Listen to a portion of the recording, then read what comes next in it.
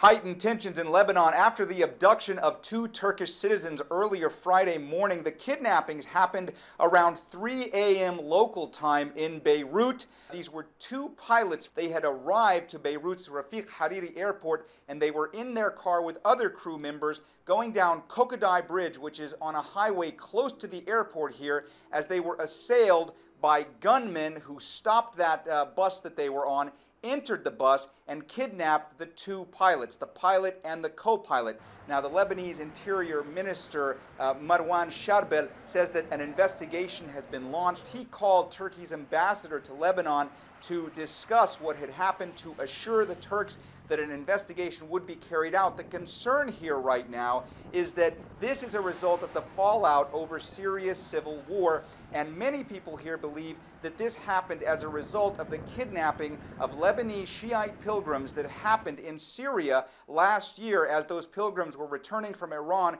going through Syria to come back into Lebanon. Now, NNA, which is the state media agency here in Lebanon, issued a statement in which they said there is a group that has claimed responsibility for these kidnappings on Friday. They say that the kidnappers have said that they want to make sure that these Lebanese Shiite pilgrims are returned from Syria before the captain and the co-pilot will be released here in Lebanon. Turkey has issued a travel warning for all its citizens, warning them against traveling to Lebanon. Mohammed Jamjoom, CNN, Beirut.